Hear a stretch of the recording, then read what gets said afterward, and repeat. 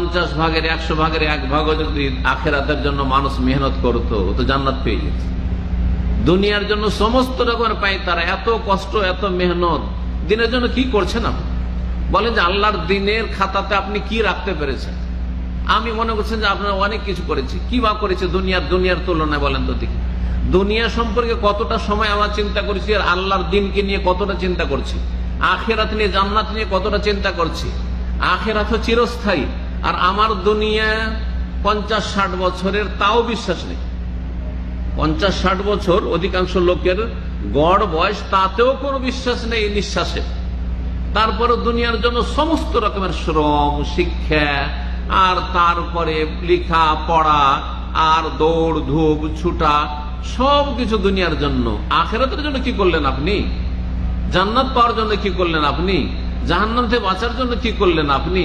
আল্লাহর দিন যে আপনার কাছে আমানত হিসেবে পেশ করা হয়েছে, ইন্না আরাদনাল আমানাতা আলাস সামাওয়াতি ওয়াল আরদ ওয়াল জিবাল ফাআবাইনা ইয়াহমিলনাহা ওয়া আশফাকনা মিনহা ওয়া হামালাহাল ইনসানু ইন্নাহু কানা যালুমান জাহুলা। আল্লাহ বলছেন আমানত আমি পেশ করেছিলাম, এই দিনের আমানত, ইসলামের আমানত।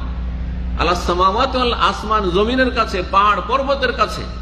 ফাআবাইনা ইয়াহমিলনাহা, নিতে চাইনি আল্লাহ, এই গুরুভার নিতে পারবো না।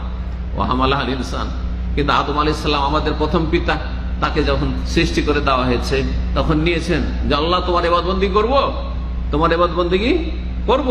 আর আদম আলাইহিস সালামের পিঠ থেকে যখন আমাদের সকলকে নেওয়া হয়েছে, কিয়ামত পর্যন্ত যত মানুষ সৃষ্টি হয়েছে আর যত আছে পৃথিবীতে আর যত আসবে পৃথিবীতে, আর সব আদম সন্তান, সমস্ত গুলিকে আল্লাহ রাব্বুল আলামিন নিয়েছেন। আর ওয়া আশহাদাহুম আলা আনফুসিহিম, সাক্ষী নিয়েছেন, আলাস্তু বিরাব্বিকুম, আমি তোমাদের রব না? আমি আল্লাহ তোমাদের সৃষ্টিকর্তা না? তোমাদের মালিক না? তো মালিকের ইবাদত করতে হবে। তোমাদেরকে সৃষ্টি করেছি আদম এবং আদম সন্তানকে কিসের জন্য? লিয়াবুদুন, ইবাদতের জন্য। তোমাদের জীবনের লাইফের মুখ্য টার্গেট হবে কি? লিয়াবুদুন, আল্লাহর ইবাদত করা। এটি সবচেয়ে বড় কামিয়াবি। আপনি জোহর পড়েছেন, আসর পড়েছেন, আপনার আজকের দিনের ফজর পড়েছেন, এটি সবচেয়ে বড় কাজ আপনার। এই ঈমান যতক্ষণ তৈরি না হবে, আর তার মাঝে যা রুজি রোজগার করেছেন করে 2 নম্বর, এটা হবে আমার, এটা 2 নম্বর 3 নম্বর। হ্যাঁ, আমি চিকিৎসার জন্য গেছিলাম, আমি এখানে গেছিলাম, আমি মালিকের কাছে গেছিলাম, আমি এখানে গেছিলাম, সব 2 নম্বর 3 নম্বর 4 নম্বর। কিন্তু 1 নম্বর হচ্ছে আল্লাহর দিনের খাতাতে আমি কি রাখতে পেরেছি, আল্লাহর দিনের খেদমত কি করতে পেরেছি, আমার ব্যক্তি জীবনে, আমার পারিবারিক জীবনে, আমার ছেলে মেয়েদেরকে ইমানি ইসলামী তরবিয়তের জন্য কি করেছি, আর তারপরে আমি আমার জান্নাত হাসিলের জন্য, জাহান্নাম থেকে বাঁচার জন্য কি করতে পেরেছি, কতটা নেকি আজকে করেছি আর কতটা গুনাহ থেকে বেঁচে থেকেছি। প্রতিদিন যে ব্যক্তি হিসাব করবে সে হচ্ছে সবচাইতে জ্ঞানী, সবচাইতে জ্ঞানী। আল কাইয়্যিসু মান দানা নাফসা, নবী সাহেব বলছেন সবচাইতে জ্ঞানী ওই ব্যক্তি যে নিজের হিসাব নিজেই করতে পারে, নিজের হিসাব নিজেই। কোয়েশ্চেন নাই, আমার হিসাব রেডি আছে, আল্লাহ হিসাব চাইবে যে আল্লাহ হিসাব, একটা পয়সা এদিক ওদিক করিনি, ইনকাম করেছি হালাল, খরচ করেছি হালাল জায়গায়, ইসরাফ অপচয় করিনি, আর হারাম একটা পয়সা ইনকাম করিনি। কথা বোঝা গেছে?